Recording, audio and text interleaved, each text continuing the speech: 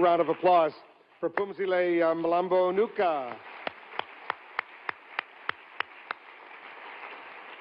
Pumzile, thank you very much. Your words truly, truly inspiring, an excellent way, an inspired way to kick off our HeForShe campaign. HeForShe, I must say, is a solidarity movement, a partnership between women and men based on a shared commitment to fight against the persisting inequalities faced by women and girls. And now let's turn to a young woman who has chosen to lend her voice to this very important solidarity movement. She's a leading British actor, an advocate for gender equality in her own right. She's been involved with the promotion of girls' education for several years. As part of her humanitarian efforts, she's visited Bangladesh, Zambia, recently returned, as we just heard, from Uruguay on her first mission with UN Women. Ladies and gentlemen, please join me in welcoming to this stage our co-host and the UN Women's Global Goodwill Ambassador, Emma Watson.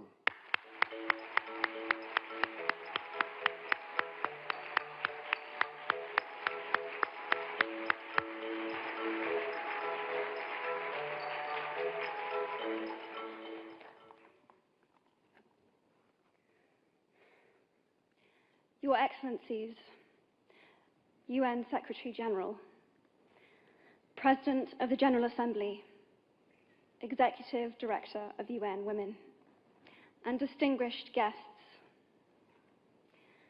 Today, we are launching a campaign called HeForShe. I am reaching out to you because we need your help. We want to end gender inequality, and to do this, we need everyone involved. This is the first campaign of its kind at the UN. We want to try and galvanize as many men and boys as possible to be advocates for change. And we don't just want to talk about it. We want to try and make sure that it's tangible.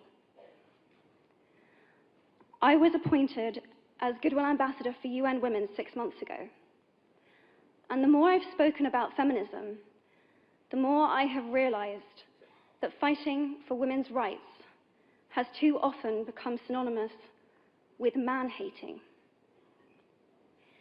If there is one thing I know for certain, it is that this has to stop. For the record, feminism, by definition, is the belief that men and women should have equal rights and opportunities.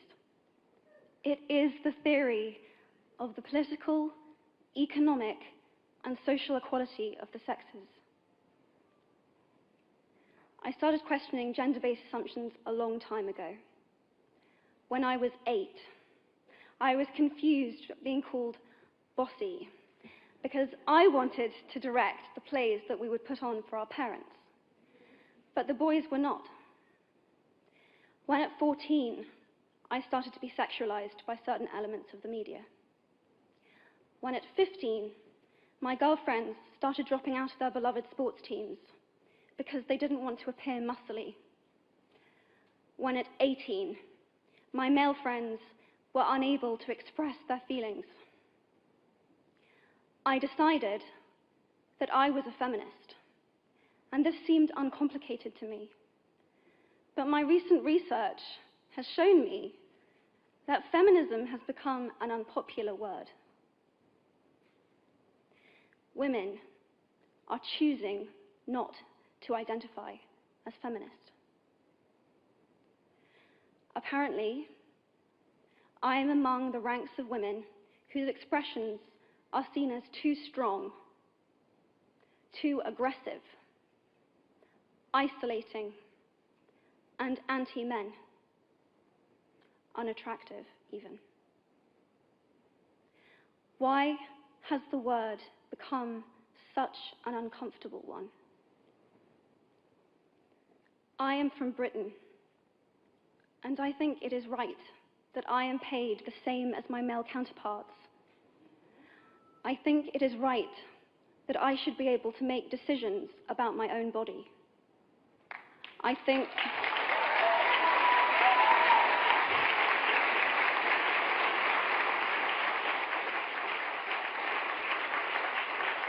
I think it is right that women be involved on my behalf in the policies and the decisions that will affect my life. I think it is right that socially I am afforded the same respect as men. But sadly, I can say that there is no one country in the world where all women can expect to receive these rights. No country in the world can yet say that they have achieved gender equality. These rights I consider to be human rights, but I am one of the lucky ones. My life is a sheer privilege because my parents didn't love me less because I was born a daughter. My school did not limit me because I was a girl. My mentors didn't assume that I would go less far because I might give birth to a child one day. These influences were the gender equality ambassadors that made me who I am today. They may not know it, but they are the inadvertent feminists who are changing the world today. We need more of those. And if you still hate the word, it is not the word that is important. It's the idea and the ambition behind it.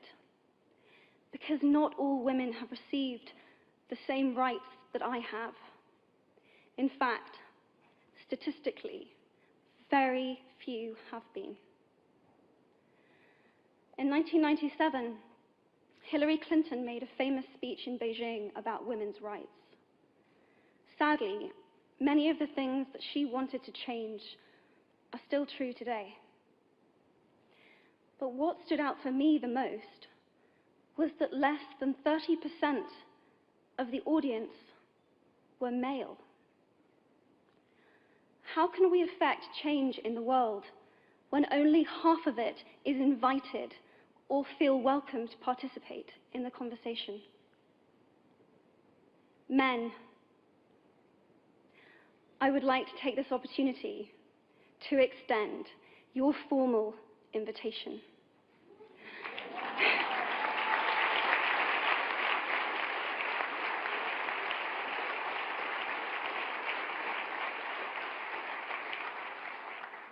Gender equality is your issue too.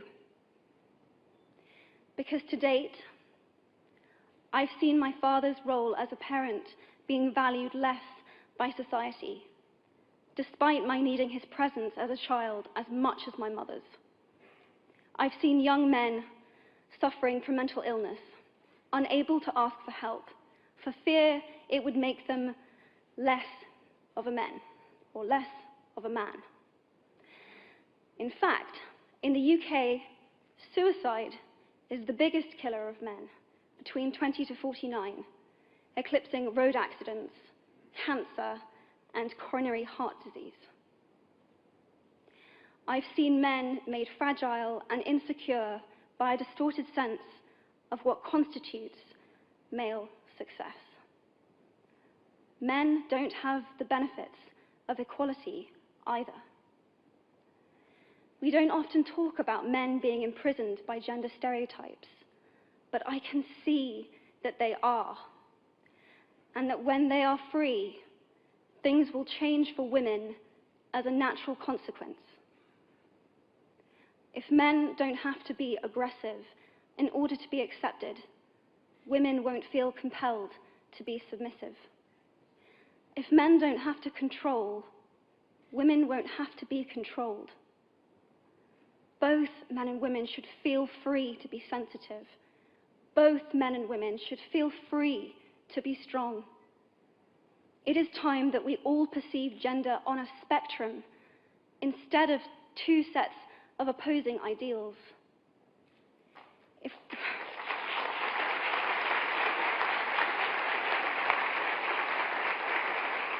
If we stop defining each other by what we are not and start defining ourselves by who we are, we can all be freer.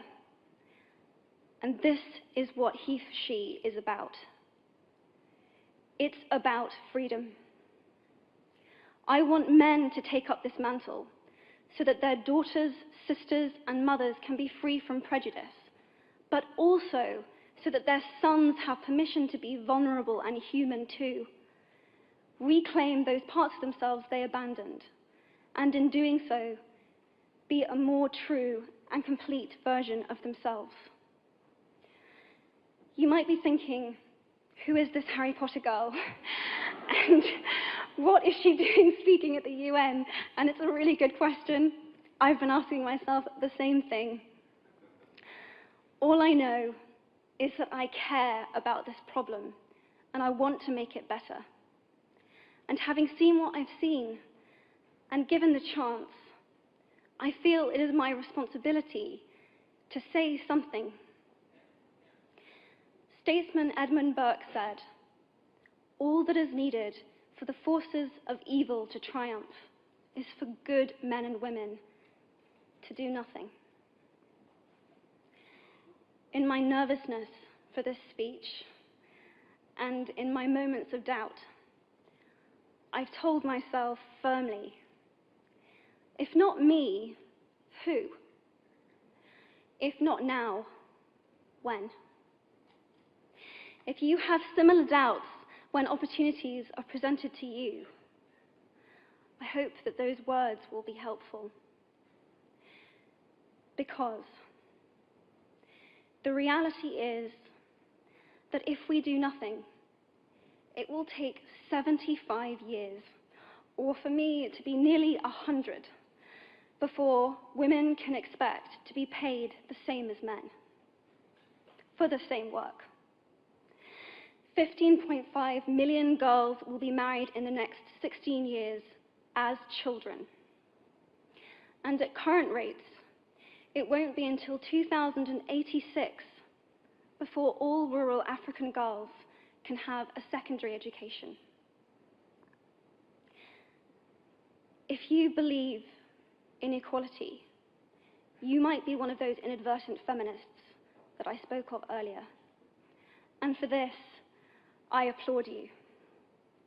We are struggling for a uniting word, but the good news is that we have a uniting movement. It is called HeForShe. I am inviting you to step forward, to be seen, and to ask yourself, if not me, who? If not now, when? Thank you very, very much.